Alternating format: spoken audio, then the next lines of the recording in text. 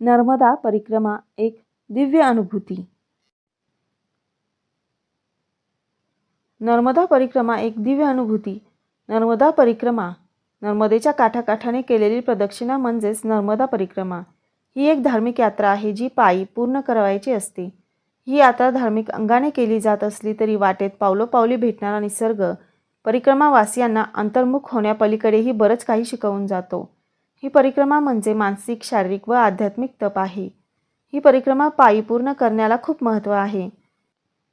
परिक्रमेतील आत्मिक व दैवीय अनुभूती फक्त पायी परिक्रमेतच मिळू शकतात। परंतु आताच्या काळात ज्यांना शरीर अस्वास्थ्यामुळे अथवा वेळेअभावी पायी परिक्रमा करणे शक्य नसते, असे लोक ही यात्रा बसने अथवा स्वतःच्या दुचाकी, चारचाकी वाहनाने देखील 15 दिवस 21 दिवसात पूर्ण करतात। या भूतलावर नर्मदा परिक्रमा ही मोठी परिक्रमा आहे।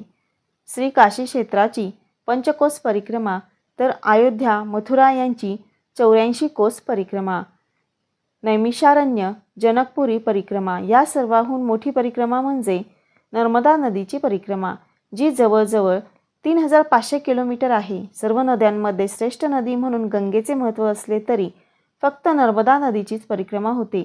नदी जशी वाहते तशी तिच्या काठाने केलेली गोल प्रदक्षिणा म्हणजे नर्मदा परिक्रमा। असे सांगितले जाते की प्रथम ही परिक्रमा श्री मार्कंडेय ऋषींनी अतिशय खडतर तप म्हणून पूर्ण केली, त्यामुळे तिला अनन्यसाधारण महत्त्व आहे। असे म्हणतात की श्री मार्कंडेय ऋषींनी परिक्रमा केली ती इतकी खडतर होती की त्यांनी श्री नर्मदेला येऊन मिळणाऱ्या सर्व उपनद्या, ओढे, नाले देखील त्यांच्या प्रवाहातून पार न करता त्यांच्या उगम अथवा विलयापर्यंत जाऊन तेथून ते पार केले होते। नर्मदा परिक्रमा करताना जसे रहस्य, रोमांच आणि धोके आहेत तसेच अनुभवांचे भंडार देखील आहे। या परिक्रमेनंतर प्रत्येक परिक्रमावासीचे आयुष्य बदलल्याशिवाय राहत नाही। नर्मदा नदीवर आता अनेक ठिकाणी धरणे झाली असल्याने साधारण पायी नर्मदा परिक्रमेचे एकूण अंतर 3500 किलोमीटर आहे। शास्त्रात सांगितल्यानुसार नर्मदा परिक्रमेचा अवधी 3 वर्ष 3 महिने आणि 13 दिवसाचा आहे। तसेच ही परिक्रमा 108 दिवसात देखील पूर्ण करतात। बरेचसे परिक्रमावासी आपापल्या शक्तीनुसार शक्य तेवढ्या दिवसात परिक्रमा पूर्ण करतात। परिक्रमा किती दिवसात पूर्ण केली यापेक्षा परिक्रमा पायी पूर्ण केली याला अनन्यसाधारण महत्त्व आहे।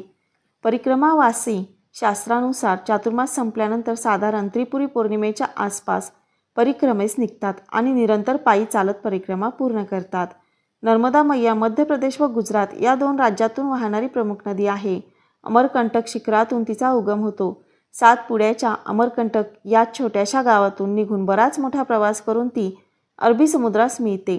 तसेच नर्मदा नदीस उत्तर आणि दक्षिण भारताची सीमारेषाही मानली जाते। नर्मदेचे धार्मिक महत्त्वही खूप मोठे आहे। महाभारत आणि रामायणात ती रेवा या नावाने ओळखली जाते। हिच्या महिमेचे वर्णन 4ही वेदात आहे। नर्मदा परिक्रमा याविषयी माहिती मिळवण्यासाठी मराठी तसेच इतर भाषेत देखील अनेक पुस्तके उपलब्ध आहेत।